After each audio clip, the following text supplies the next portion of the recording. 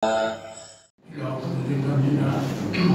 صلى الله عليه وسلم ثم إلى روح أزواجه وذريته وأصحاب التابعين والتابعين لهم بإحسان إلى يوم الدين ثم إلى روح الأنبياء المرسلين وأولياء الله الصالحين والعلماء العاملين وإلى أرواح جميع المسلمين والمسلمات والمؤمنين والمؤمنات والفاتحة. أعوذ بالله من الشيطان الرجيم. بسم الله الرحمن الرحيم. الحمد لله رب العالمين الرحمن الرحيم مالك يوم الدين إياك نعبد وإياك نستعين اهدنا الصراط المستقيم صراط الذين أنعمت عليهم غير المغضوب عليهم ولا الضالين. Assalamualaikum warahmatullahi taala wabarakatuh. A'udzu billahi minasyaitonir rajim. Bismillahirrahmanirrahim. Alhamdulillahil qail. Qul inna Allaha yudhillu man yasha' wa yahdi ilayhi man anab. الذين آمنوا وتطمئن قلوبهم بذكر الله ألا بذكر الله تطمئن القلوب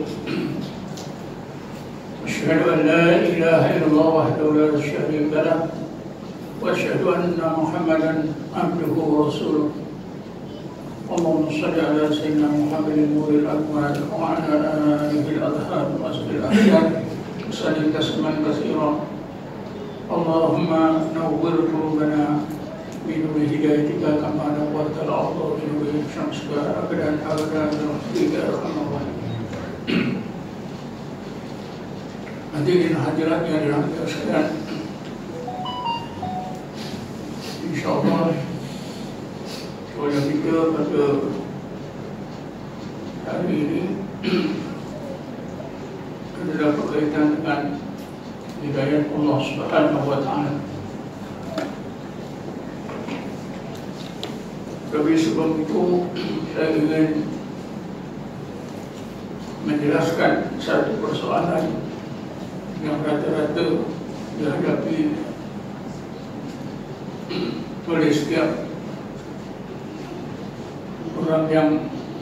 orang mukmin yang cuba sekali upaya menghampirkan diri kepada Allah, menjadi hamba Allah sebaik-baiknya, bertakwa kepada Allah sebaik-baiknya, karena menghadap uluhiyahnya atau keagungannya, dan bersifat tawakal yang sempurna, sehingga bergantung hati sepenuhnya kepada kesempurnaan Allah Subhanahu wa taala. Jadi saya ulang lagi sekali, masalah besar yang dihadapi oleh setiap kita yang cuba menghampirkan diri kepada Allah, menjadi hamba Allah sebaik-baik hamba Allah, tawakal kepada Allah sebaik-baiknya. Ialah satu persoalan, kenapa apabila kita cuba bersungguh-sungguh menghampirkan diri kepada Allah, berzikir siang malam, kita rasa keluarga kita semakin mundur ke belakang, semakin tak berjaya. Anak-anak kita yang sekolah gagal, kita yang niaga pun gagal, hutang pun bertambah banyak. Kita tengok rakan-rakan kita yang bertarekat pun sama saja. Tapi mereka yang tak bertarekat bergaya. Anak-anaknya masuk universiti semua, bekerja, cucu-cucunya pun elok saja. Keretanya semakin besar, rumahnya semakin besar. Apa ini? Kan sepatutnya tidak begitu. Yang hampir kepada Allah lah yang bergaya. Sepatutnya yang jauh daripada Allah tak bergaya. Sebenarnya ini telah berlaku di zaman Rasulullah SAW. Di Mekah, di Madinah hampir sama. Jadi mula persoalan seperti ini di zaman Rasulullah. Maka turunlah ayat dalam surah Al-Imran, Bismillahirrahmanirrahim. La yaghurrannaka taqallubal ladzina kafaru fil bilad. Ya Muhammad, engkau dan umatmu jangan terpedaya bila kamu melihat gaya hidup orang-orang yang kafir. Mereka bergaya dengan kita muda, mereka bergaya dengan pakaian, dengan harta, dengan perniagaan. Sedangkan kamu miskin-miskin, jangan kamu terpedaya. Ini sama saja kan? Cuma suasana dan keadaannya saja berbeza. Dulu tak ada kereta, tak ada rumah batu besar-besar, tak ada industri, tak ada profesor. Ini jiran kita yang hidup biasa tak bertarekat, berkaya. Betul tak? Oh, rumahnya macam istana. Sultan Selangor dulu tak ada rumah macam itu besar. Sultan-sultan dulu tengoklah, itu istana lama dekat Jogja, coba tengok. Coba bandingkan rumah orang kaya sekarang. Ya, rumah orang kaya sekarang dekat itu lorong ringin. Kalau banding dengan istana lama itu, jauh. Jadi kita jangan terpedaya, sehingga kita macam tak yakin. Betul keterangan ni. Kita semakin disebut Allah makin hampir. Kenapa kehidupan kita semakin rosak? Anak cucu kita tak betul, tak mau kerja, sekolah pun gagal. Bila periksa minta air pada tuan guru, pun tak jadi.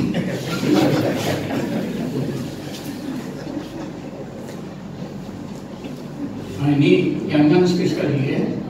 Telah berlaku di zaman Rasulullah. Ya Muhammad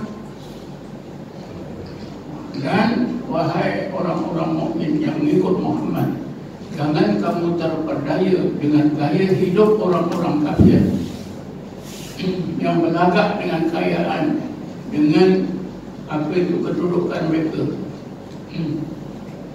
Mata'un qalilun, semua itu adalah kesenangan yang sangat sedikit.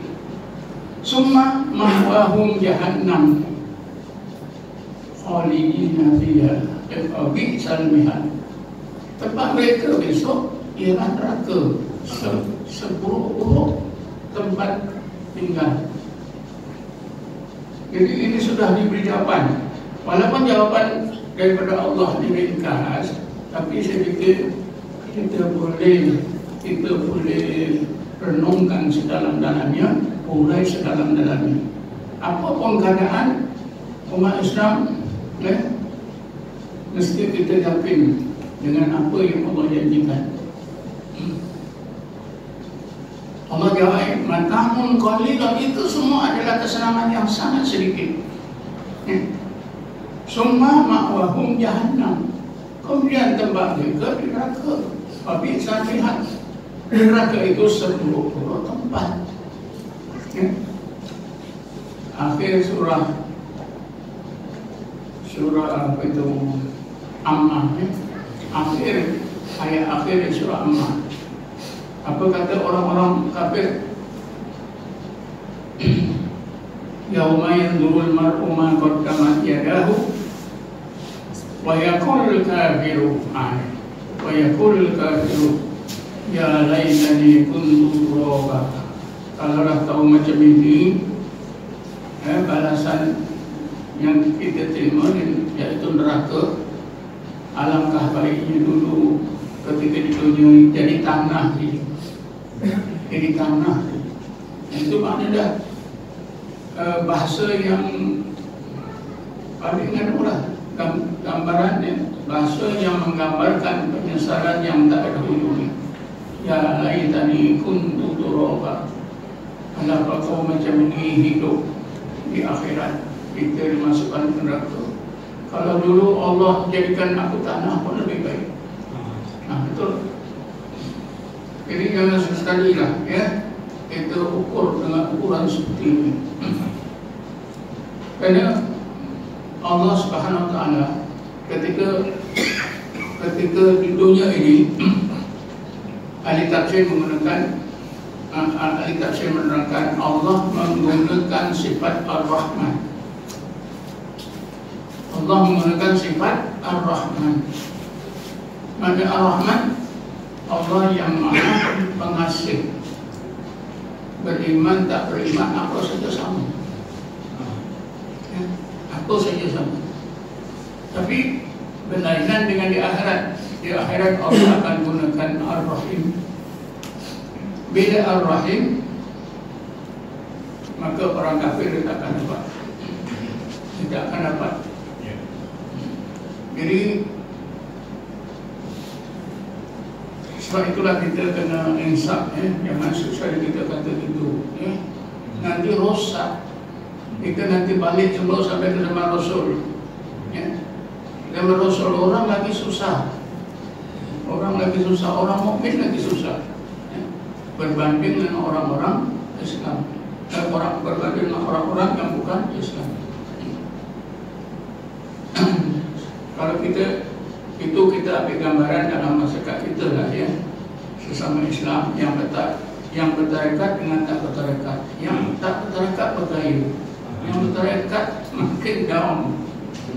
Kalau kita melihat lebih jauh, ya, yaitu global, kita tengoklah orang Yahudi lagi bergaya.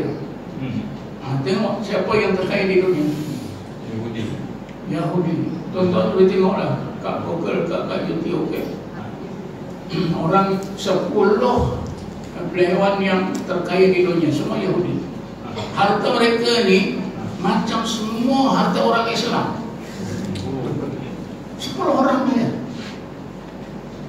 Jadi menjadi kita Yahudi terkotok tapi kaya. Kita ni disayangi tapi miskin. Tak boleh cakap itu, okay? Sebab ini hukum Allah di dunia memang macam itu, ya. Lalu dalam ayat itu surat Imran itu, Allah berfirman, innal ladzina taqaw rabbahum, sesungguhnya orang-orang yang bertakwa kepada Tuhan mereka Allah, ya, lahum jannatun tajri min tahtiha al-anhar. Bagi orang yang bertakwa, bagi mereka itu ada surga. Jadi kita kena pandang jauh, ya, bukan pandang itu saja. Selain daripada itu, itulah, ya, disitulah letaknya iman kita kepada Allah Subhanahu Wa Taala. Jadi suasana dan keadaan ini janganlah menyebabkan kita dihantui oleh pemikiran yang salah, ya. Sepatutnya itu meyakinkan kita, menambahkan keimanan kita, kesungguhan kita. Kalau kita tengok, ya, semua tokoh-tokoh manusia yang hebat-hebat ada meninggalkan sejarah. Fir'aun ada meninggalkan kesan sejarah. Betul. Nah, piramidnya saja menarik perhatian seluruh manusia di dunia. Tapi Nabi wafat, apa yang ditinggalkan? Ada tak istana? Ada. Tak ada. Nak tengok bekas rumahnya pun tak nampak. Betul tak? Sebab rumah Nabi itu kecil, ya? Bilik yang Nabi tidur, ya? Kalau Nabi, di situlah Nabi tidur, di situlah solat. Kalau Nabi solat malam, kadang-kadang Nabi terpaksa tolak Aisyah. Bilik kita 10 kali 10 lebih besar daripada bilik Nabi. Betul? 10 kali 10 tu nak tidur 10 orang pun boleh. Mari kita cuba fikir macam mana. Nabi bila meninggal ada tinggal harta tak? Ada. Tak ada. Tak ada. Nabi sakit yang bawa kewafatannya, Nabi ada simpan ingat 7 dirham.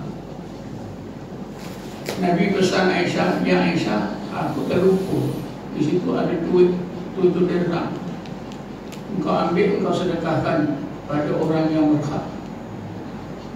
Lepas itu, dua hari selepas itu, Nabi ingat, ya Aisyah, engkau dah bagi pada orang tu uang 7 dirham tu.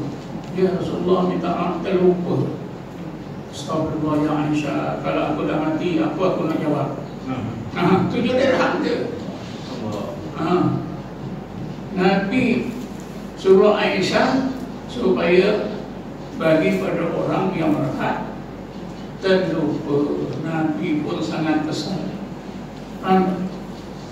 Itu Nabi kita.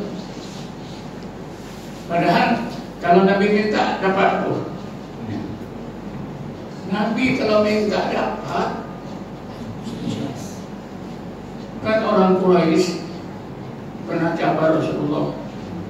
Ya Rasulullah, kalau engkau betul Nabi dan Rasul, tentu engkau dikasihi oleh Allah, tentu doamu makbul. Engkau kan tahu kita ni miskin-miskin, ya Muhammad. Kau doalah, minta supaya kita jadi kaya. Lalu bukit-bukit batu sekitar Mekah itu membisik kepada Nabi, seperti yang sebut dalam perjanjian. Warawadatuhul tibalu bi an takuna dhahaban fa'aba. Ya Muhammad, kami sedia jadi emas. Ya Muhammad, kami sedia jadi emas. Biar orang-orang Quraisy ni kaya raya. Tapi Nabi jawab, ya, Nabi jawab tak mau. Aku tak mau. Fa'aba. Maka Rasulullah tolak tawaran. Ini rasuah yang terbesar itu. Betul tak? Betul. Kalau semua bukit-bukit di sekitar Mekah jadi emas, berapa harganya? Tak tahulah. Ahlilah. Maknanya Nabi pernah dia apa? Rasuah begitu besar, Nabi tolak. Jadi maknanya kalau Nabi mau kaya raya, mungkin istana Nabi itu terbesar itunya. Betul lah. Tapi macam mana kehidupan Rasulullah? Jadi itulah ya. Kehidupan di dunia ini, tuan-tuan, kebahagiaan yang sebenar ialah seperti yang Allah sebut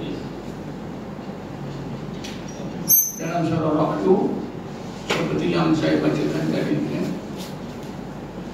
Qul inna Allah yudhillu man yasha. Ya Muhammad, kau beritahu umatmu, Allah sentiasa menyesatkan orang-orang yang tidak disesatkan. Wa yahdi ilaihi man anab. Dan Allah sentiasa memberi hidayah kepada orang-orang atau manusia yang beriman, yang anab ilaihi. Dia orang terdekat ni lah, orang-orang yang anab ilallah, yang sentiasa akan dapat hidayah daripada Allah Subhanahu wa taala. Kita sedar tak? Kita sedar tak? Sehari semalam 24 jam kita minta, kita merayu-rayu pada Allah. Ihdinas siratal mustaqim, siratal ladzina an'amta 'alaihim ghairil maghdubi 'alaihim waladdallin. Berapa kali? 17 kali. Dalam 17 rakaat sembahyang fardu 5 waktu. Ya Allah, berilah hidayah kepada kami jalan agamamu yang benar, yang lurus, sebagaimana yang telah Engkau hidayahkan kepada para nabi-nabi, para siddiqin, para syuhada, para as-salihin. Mereka lah yang menjadi ikutan kami, ya Allah. 17 kali. Ya. Tapi tahu tak apa syaratnya? Kita minta hidayah, ini dah okey. Tapi tahu tak syaratnya? Wa yahdi ilaihi man ana. Allah jawab, okey, kamu dah minta sehari semalam 17 kali ini siratal mustaqim hingga akhir ayat.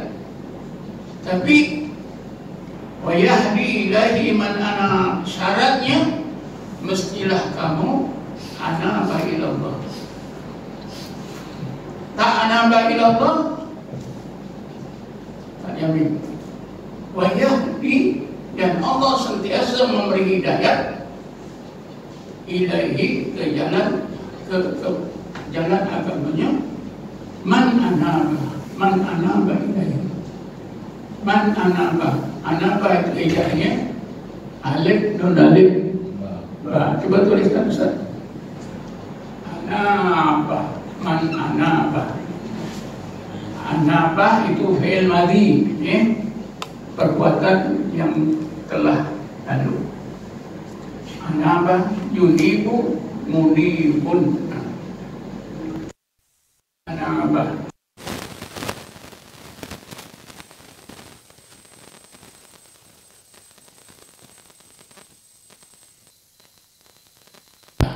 masdar.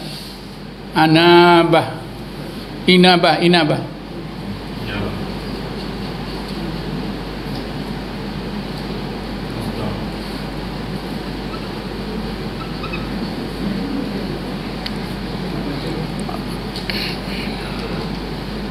Betul.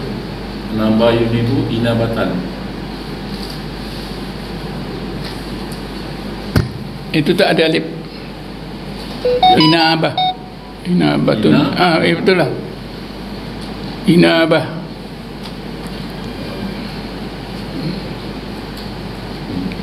Jadi ini syarat, syarat nak dapat hidayat daripada Allah, sentiasa dapat hidayat daripada Allah, apa dia? Mesti kita melakukan inabah. Taubatun, inabatun, aubatun. Ada 3 taubat tu. Tulis. Ya. Inabah, taubatun. Taubat.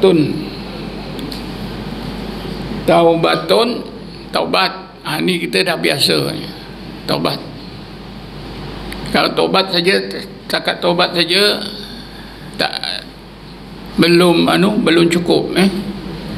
Yang kedua inabah. Yang ketiganya aubah. Alif waw betul. Waw betul. Tak marbutah. Aubatun. Taubatun, inabatun, aubatun. Jadi untuk dapat hidayat yang berterusan daripada Allah, mestilah kita melakukan inabah. Wa yahdi ilaihi man anab. Orang yang melakukan inabah ni ada 3 ciri. Ada 3 ciri. Pertama, beriman, okey. Yang kedua, beramal soleh, okey. Yang ketiga, hati mutmainnah dengan zikrullah. Wa tatma'innu qulubuhum bi zikrillah. Pertama beriman, kedua amal soleh, yang ketiganya hati mutmainnah dengan zikrullah. Mutmainnah. Hati mutmainnah dengan berzikrullah. Zikir. 3 ni syarat. Syarat pertama, kedua insya-Allah dah ada. Syarat yang ketiga itu insya-Allah tak ada.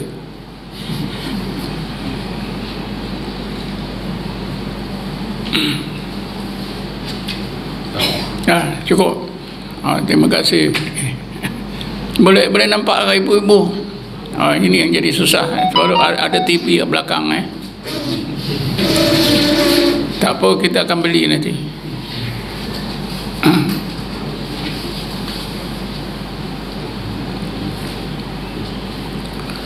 Jadi kalau kita menjadi ahli tarekat, ada 3 syarat ini. Sekalipun hidup kita susah, yang kita mau senang, tapi kalau jadi susah juga apa hal? Itu dah kehendak Allah. Kita kena redha. InsyaAllah hidup kita bahagia. Beriman, beramal soleh, hati mutmainah. Orang yang berhati mutmainah ni memang bahagia. Memang bahagia. Sebab bila hati mutmainah, kita akan dapat kurniaan daripada Allah 5 perkara. Pertama, kita akan dapat mengenal Allah, hampir kepada Allah. Ya ayyatuhan nafsul mutmainnah, irji'i ila rabbiki.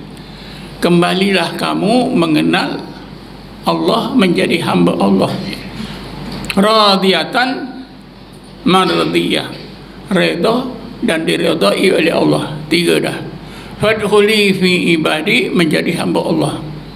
Allah akui kita hamba dia. Fadkhuli fi ibadi, fadkhuli jannati, masuk dalam surga. 5 perkara. Orang tak bertarekat ada 2 syarat: beriman, beramal soleh. Hati tak boleh mutmainnah sebab tak ada zikir. Yang menjadikan hati mutmainnah itu zikrullah, bukan solat, bukan puasa, bukan sedekah, tapi zikrullah. Wa tatma'innu qulubuhum bi dzikrillah, ala bi dzikrillah tatma'innul qulub. Allah tegaskan begitu rupa. Jadi kalau kita tengok ni, untung tak jadi tarekat? Untung tidak? Untung. Sebab memenuhi 3 syarat. Tapi Allah uji. Betul ke? Allah uji. Baik-baik rumah besar, rumah kena lelong. Kereta besar kena tarik. Dulu gaji 10,000 jadi pilot, ada tempat 20-30 ribu. Sekarang jual nasi lemak. Ada tak? Ada. Macam mana? Kita kenapa? Kena ingat. Wabassiri sabirin alladzina idza asabathum musibatun qalu inna lillahi wa inna ilaihi raji'un. Apa makna inna lillah? Kami ini kepunyaan Allah, kami ini hamba Allah sepenuhnya. Allah yang maha agung, Allah yang maha hebat. Allah boleh buat apa saja. Dulu aku kaya, sekarang dimiskinkan. Patut, wajar. Sebab dia Allah yang maha agung, aku ni hamba, nak dia buat apa pun boleh. Inna lillah itu. Wa inna ilaihi raji'un. Bagaimanapun, seluruh hidup kami dulu, sekarang akan datang kembali kepada urusan Allah yang maha sempurna. Tenang kita.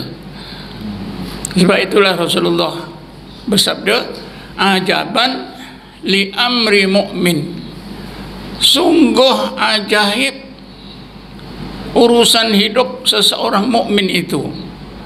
Apabila mereka dapat baik, mereka bersyukur, baik untuk mereka. Apabila mereka ditimpa balak, mereka bersabar, baik untuk mereka. Betul tak? Betul. Tak ada apa.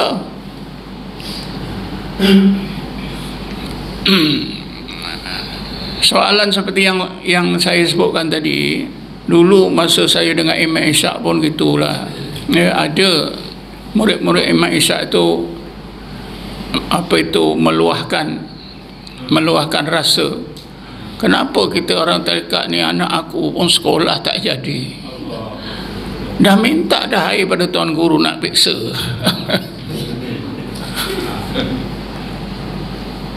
Ini bab doa ni, bab doa.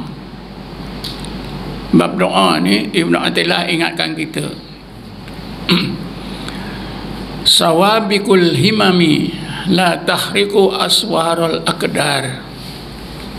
Maksudnya macam mana pun kehendak, keazaman Nabi-Nabi, Rasul-Rasul, wali-wali Allah, orang-orang yang hampir kepada Allah dengan doa panjang lebar sampai menangis-nangis, takkan dapat mengalahkan takdir.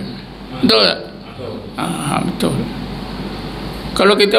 Kalau kita bayangkan kota Mekah, kota Madinah, kalau aman, tak ada penyakit macam sekarang.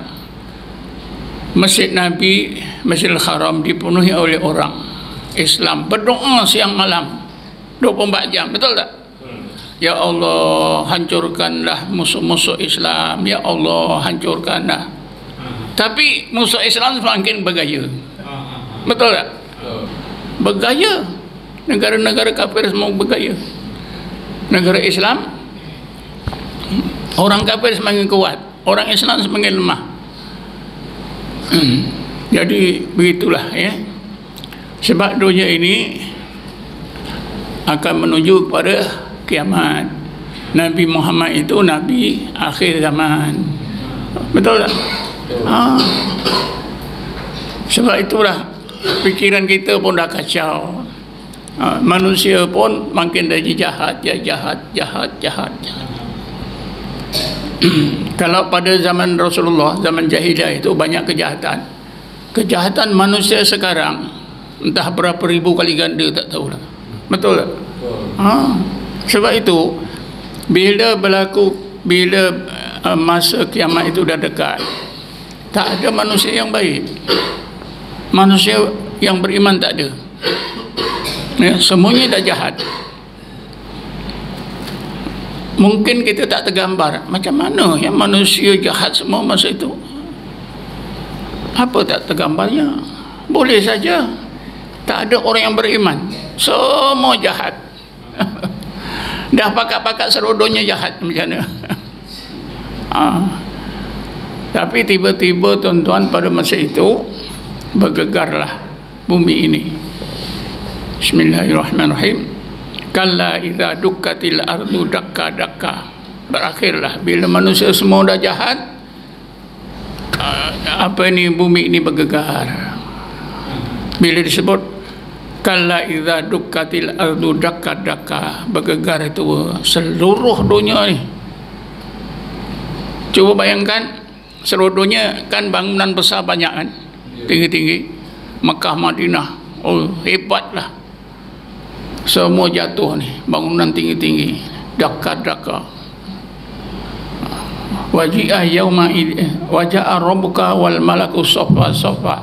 Segala kebenaran Allah itu nyata dalam pandangan orang manusia jahat ni. Waji'a yauma idzin bi jahannam. Pada masa itu neraka pun dapat dilihat oleh seluruh orang yang jahat tadi. Yauma idzin yatadzakkarul insanu. Masa itu baru insaf, baru nak mengucap syahadah, baru nak solat, baru nak beriman ni. Wa anna lahu dzikra, tak aci lagi. Jadi saya fikir dah terjawab dah ya masalah tadi ya. Jadi sepatutnya sebaliknya ya, bila kita dapat tarekat, dapat zikir, dapat suluk, hidup kita semakin kalang kabut, sepatutnya menguatkan iman kita.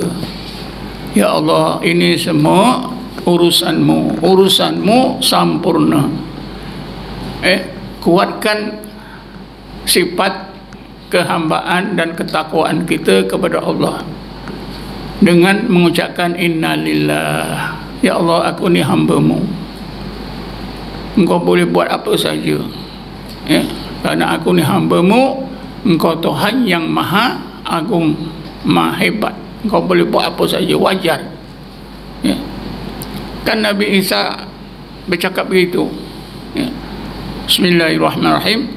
Wa in tu'adzibahum fa innahum ibaduka. Ya Allah, kalau umatku yang jahat ni Engkau siksa, Engkau apa saja, itu wajar kerana mereka adalah hamba-hamba-Mu ya. Engkau Tuhan yang maha agung. Wa in taghfir lahum fa innaka antal azizul hakim. Kalau engkau ampunkan pun wajar. Sama juga kita, ya Allah, kalau engkau uji aku dengan hidup susah, anak lintang pukang, pun wajar. Karena aku dan anak-anak aku ni hamba-hambamu, engkau boleh buat apa saja, ya. Tetapi Allah, ya, aku dan keluargaku semua engkau urus, urusanmu adalah sempurna, ya. Fa in taghfir lahum fa innaka antal azizul hakim. Karena engkau Tuhan yang maha mulia lagi maha bijaksana. Jadi kita tetap tenang, sama saja, senang susah sama saja, gagal berjaya sama saja bagi orang yang beriman. Jadi itu salah satu ujian, ya, orang-orang bertarekat ni. Jadi itulah, ya, jawapannya gitu, ya. Jangan salah faham, ya. Kalau kita salah faham, nanti akhirnya Rasulullah pun tak pandai, ya. Pasal apa? Bila Rasulullah meninggal, apa berlaku? Sayyidina Uthman pun dibunuh oleh sahabat, betul tak? Sayyidina Ali pun perang lawan Muawiyah, betul tak? Itu jadi kalang kabut nanti. Kan sepatutnya pada fikiran kita, bila Rasul meninggal elok saja, sahabat-sahabat perintah terus saja, betul tak? Oh, bukan begitu. Itu corak hidup di dunia ini, yang mesti dilalui. Yang pentingnya tadilah beriman, beramal saleh. Wa tatma'innu qulubuhum bi dzikrillah, ala bi dzikrillah tatma'innul qulub. Bila hati kita sudah mutmainnah, kita dijemput oleh Allah. Dapat jemputan yang khas, ya ayyatuhan nafsul mutmainnah. Orang tak berzikir boleh tak? Ada tak surat jemputan ni? Tak ada. Siapa yang berzikir, tunggu saja, ya, jemputan ni, ya ayyatuhan nafsul mutmainnah irji'i ila rabbiki. Dipanggil balik kepada Allah. Kalau kita dipanggil ke istana negara tu, jalan doktor tu macam mana? Sekejap je lah, ada bicara 2 jam. Macam mana, kita suka tak? Oh, suka. Beli pakaian pun yang tercantik mungkin, dah siap-siap, seminggu sebulan dah siap-siap badan kita. Ini Allah jemput, irji'i ila rabbiki radiyatan mardiyah, dalam keadaan reda dan diredai. Fadkhuli fi ibadi, masuk dalam kumpulan hamba-hambaku. Siapa ketua hamba Allah? Nabi Muhammad. Nabi-nabi, rasul-rasul. Fadkhuli jannati, masuklah dalam surgaku. Inilah. Tapi itulah ujian, ujian ni tuan-tuan termasuklah syaitan. Bila syaitan ni dah campur tangan, dah susah lah. Saya fikir sudah cukup lah, ya, ringkas tapi tepat. Jadi jangan jadi masalah apa saja keadaan hidup kita. Kita tetap yakin dengan apa yang Allah janjikan. Jadi kita kembali pada tadi, wa yahdi ilaihi man anab. Itulah. Siapa yang berzikir berterusan, dia bersih daripada dosa, taubatnya meningkat kepada inabah, barulah dia akan mudah dapat hidayat. Hidayat yang macam mana, tuan-tuan?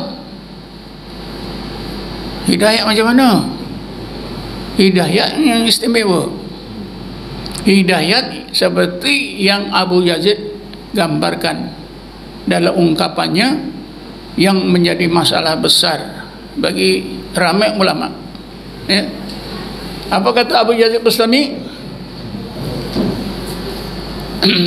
Akhadtum ilmakum mayitan an mayitin, wa akhadna ilmana hayyan anil hayyil ladzi la yamut. Ini orang ulama paling marah ni. Ulama yang tak faham lah, yang faham dia alhamdulillah. akhadtum ilmakum mayyitan an mayyitin. Kamu ini orang-orang sufi ni, Abu Yazid Bustami ni, dia bercakap pada musuh ilmu lah, gulungan fuqaha. Gulungan fuqaha, ulama fiqh ni dianggap sebagai ulama zahir, memang memusuhi musuh tradisi ulama tasawuf, gulungan sufiah. Jadi satu masa Abu Yazid Bustami dia kata, wahai ulama fiqh, kamu dapatkan ilmu kamu dalam keadaan hati kamu mati daripada guru-guru kamu yang hatinya mati, atau daripada kitab-kitab yang juga mati. Betul tak?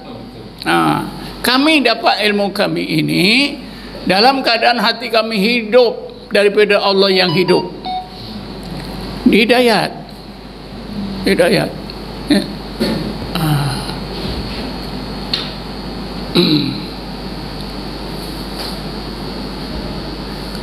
Macam Imam Ghazali, tuan-tuan, macam mana dia boleh hurai kalau tak itu hidayah terus dari Allah? Bila kita baca tu, macam mana dia boleh dapat hidayah? Memang itu hidayah. Timbullah tuduhan Abu Yazid Bustami ini mengaku dapat wahyu. Bukan wahyu. Kan saya dah cakap selalu pintu hidayat Allah buka seluas-luasnya. Yang dimaksudkan oleh orang-orang sufi seperti Abu Yazid Bustami adalah hidayat. Akhadna ilmana hayyan, dalam keadaan kami, hati kami hidup, anil khayyil ladzi la yamut, daripada Allah yang hidup, dalam bentuk hidayat, bukan agama baru. Semua merupakan tafsiran-tafsiran yang tersirat dalam ayat-ayat Quran. Itulah yang Allah hidayahkan. Sehingga Ibnu Arabi mengutarakan apa konsep wahdatul wujud itu, itu semua hidayat dan betul. Orang yang kata tak betul, salah itu, syirik itu, kerana ilmunya ilmu akal. Ilmu yang diucapkan oleh Ibnu Arabi itu ilmu hati. Budak sekolah rendah dia nak menghukum apa ilmu budak sekolah tinggi atau budak universiti, mana boleh? Apa ni abang belajar, apa abang ajar macam ni kami tak faham, ini salah abang. Budak 10 tahun tapi memang budak-budak sekolah rendah ni 10 tahun ni betul lagi pandai.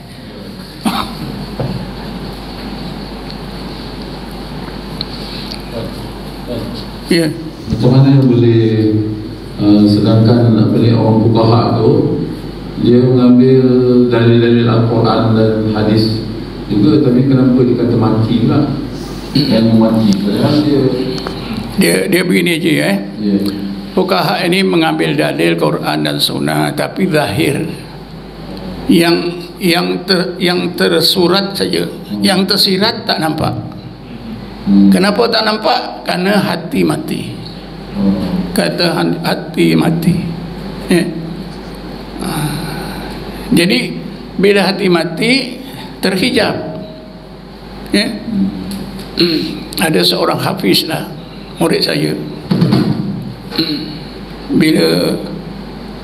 Bila saya bercakap benda tu biasa je, tapi dia kata macam mana tuan boleh tahu macam ni? Saya kata bila saya baca ni nampak. Apa dia? Ayat itu juga alladzina yadhkurunallaha qiyaman wa qu'udan wa ala junubihim wa yatafakkaruna fi khalqis samawati wal ard rabbana ma khalaqta hadza batila subhanaka faqina adzabannar. Kata saya, ayat ini kita boleh bahagikan 3 bahagian. Tu murid saya ni, macam mana tuan dapat dari mana ni? Saya kata nampak memang 3 bahagian. Bahagian pertama sentiasa zikir, alladzina yadhkurunallaha qiyaman wa qu'udan wa ala junubihim. Bahagian kedua tafakkur, wa yatafakkaruna fi khalqis samawati wal ard. Bahagian ketiga tadzakur, rabbana ma khalaqta hadza batila subhanaka faqina adzabannar. Betul tak? Benda tu mudah. Tapi murid saya yang hafiz ini, saya pun tak pernah terlintas. Selalu baca tapi tak terlintas. Itulah namakan hijab. Misal satu ayat, ayat 56, saya baca, murid saya ini pun tegur juga. Bismillahirrahmanirrahim. Wala tufsidu fil ardi ba'da islahiha wad'uhu khawfan wa tam'a inna rahmatallahi qaribum minal muhsinin. Kata saya, ayat ini 3 bahagian juga.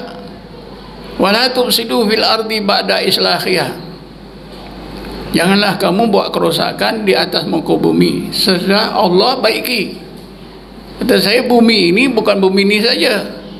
Bumi mata kita jangan kita rosakkan, bumi telinga kita jangan kita rosakkan, bumi hati kita jangan kita rosakkan, bumi tangan kita jangan kita rosakkan.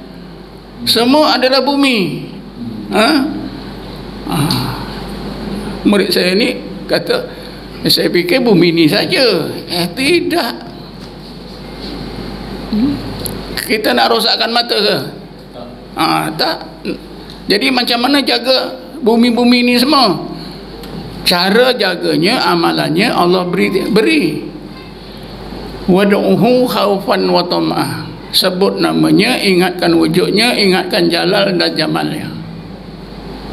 Kalau kita berzikir ingatkan 4 perkara ini, insya-Allah kita tak jatuh pada maksiat. Apa reward dah? Inna rahmatallahi qaribum minal muhsinin. Kita ditenggelamkan ya Allah dalam rahmatnya semata-mata. Betul tak? Ayat 56 surah Al-A'raf, tak salah saya.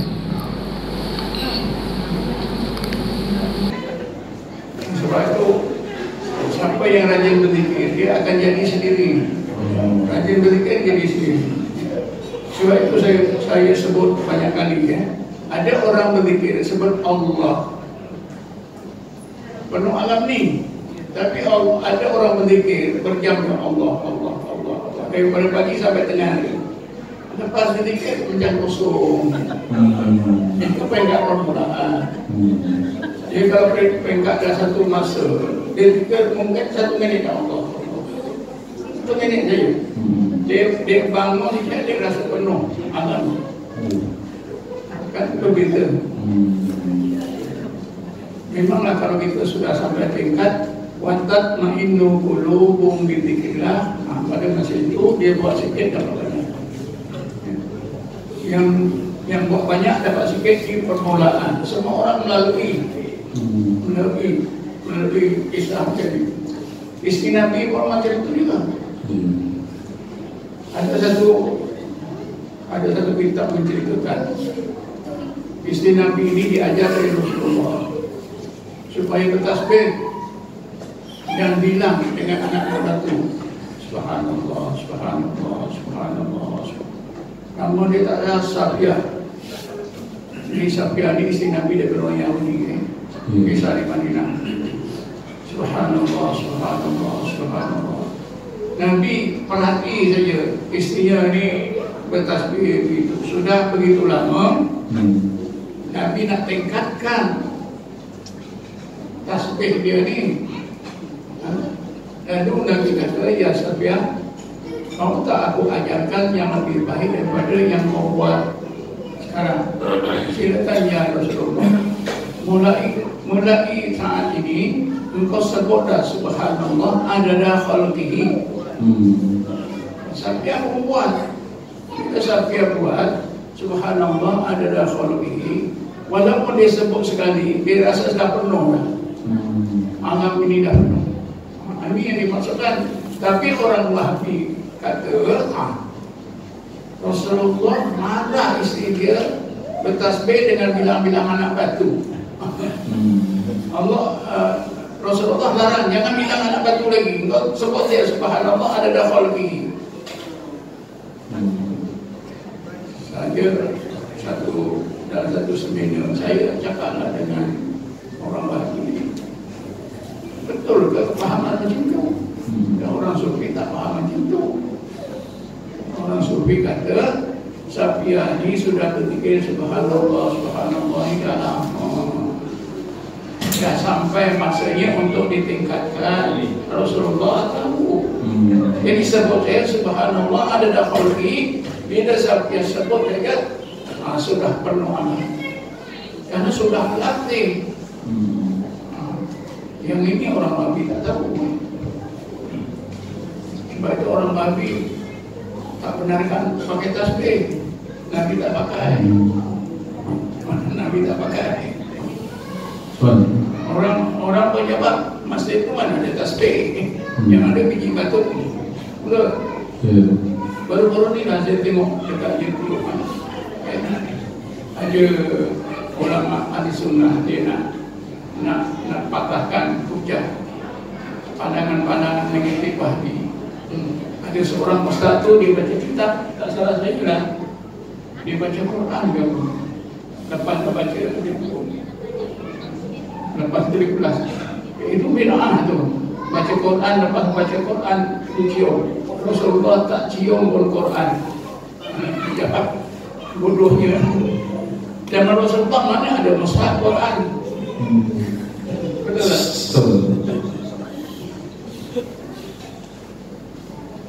Boleh faham ni? Faham. Cuma satu yang saya minta penjelasan dari tuan, perkataan penuh tu adakah seperti yang Tuan dulu ada beri ayat Quran tu tentang apa namanya, semua makhluk langit ni yusabbihu lahu ma fis samawati wal ard. Dia begini adakah macam tu tuan? Sama-sama berzikir.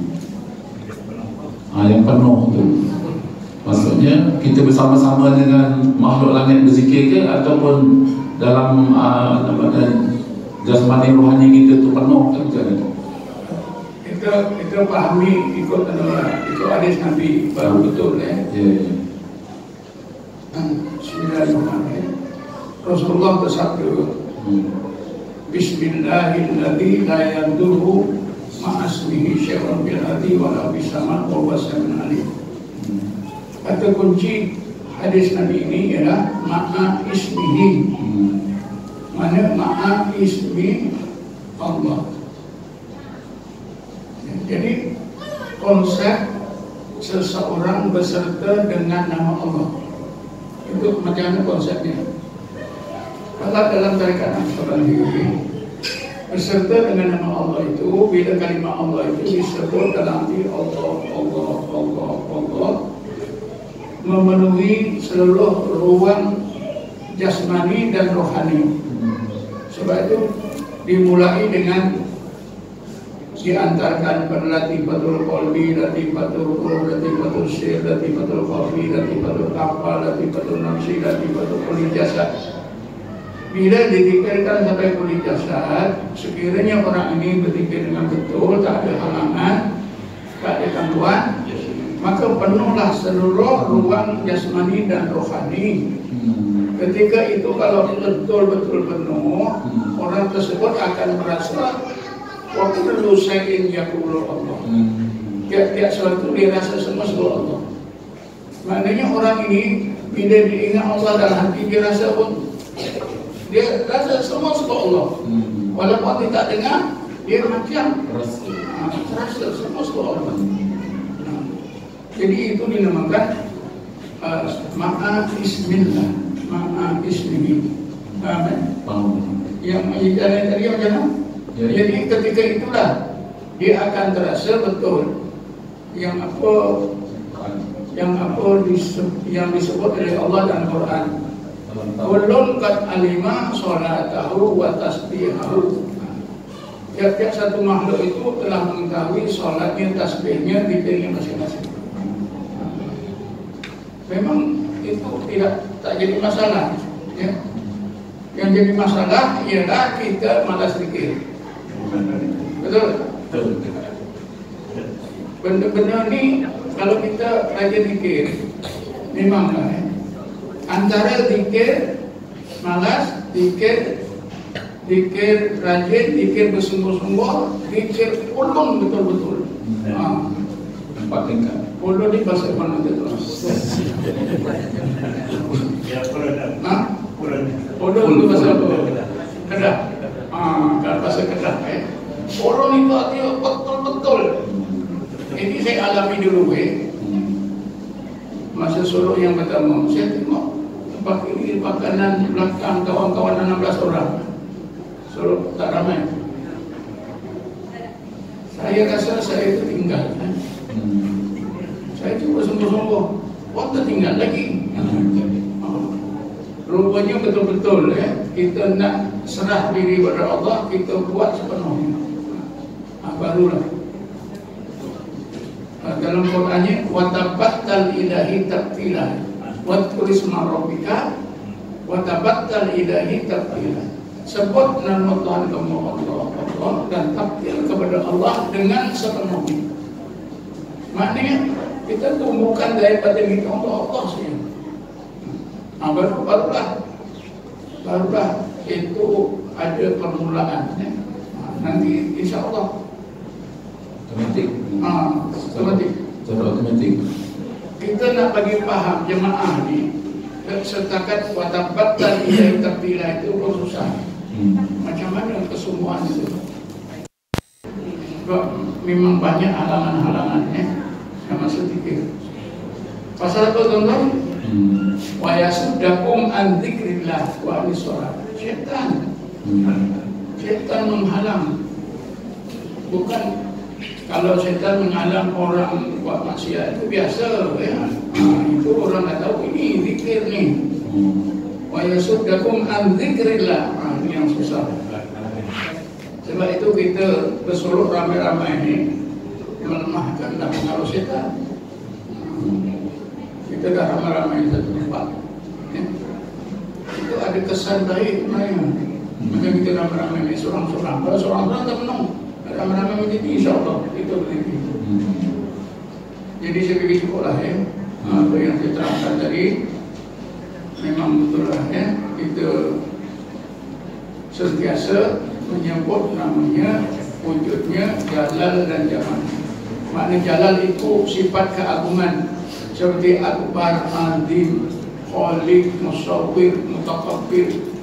Nama-nama yang menggambarkan keagungan Allah, sifat-sifat keagungan itu Jalalullah atau uluhiyah Allah daripada ilah. Satu lagi sifat-sifat kesempurnaannya seperti Rahman, Ar-Rahim, Al-Alim, Karim, Wadud, Ghafur, Ra'uf. Itu semua sifat-sifat rububiyah. Jadi nanti ada kesannya yang begitu hebat dalam iman kita. Jadi kesimpulannya empat apa ni namanya, yaitu nama Allah, sifat wujud, sifat jalal, sifat jamal ini sangat perlu kita ingat. Jadi adab kita zahir dan batin. Ulul albab inilah jaga adab ni. Kalau tuan-tuan tanya apakah adab kita zahir batin kita yang penting terhadap Allah, inilah. Ingat namanya, ingat wujudnya, jalal dan jamal. Kalau kita boleh duduk dalam ni, mati dalam ini, insyaAllah. Boleh tak kita minta, ya Allah engkau matikan aku dalam sebaik-baik kematian. Nah, kita dah minta dalam ayat 12. Masa kita zikir minta lah. Bukan dalam doa saja. Allah makimah bi husnul khatimah wa la tahtimah alaina ya Allah bi husnul khatimah. Kita boleh minta lagi, tambah lagi. Ada orang yang minta mati di Mekah pun ada. Mati dapat mati di Mekah, di Madinah memang istimewa. Banyak hadis menyebutkan. Wassalatu wassalamu ala rasulillah sayyidina Muhammad wa ala alihi washabbihi ajma'in. Allahumma ighfir lana warhamna wa li abaina ummahatina wa li jami'il huquqil walidayni alaina wa li muslimin muslimat wal mu'minina mu'minat rahmatika ya arhamar rahimin. Allahumma inna nastaghfiruka wa nastaghfiruka ajma'ina wa anfusana wa ahlana wa awladana wa amwalana wa dhurriyyatana wa kulla shay'in a'tana ya rabbal alamin. Allah ja'alna wa iyyakum fi manamika wa amalika wa jiwarika وأعياذك من كل شيطان مريض جبار عنيد وضيع من كل شر إنك على كل شيء قدير ربنا آتنا في الدنيا حسنة وفي الآخرة حسنة وقنا عذاب النار والحمد لله رب العالمين.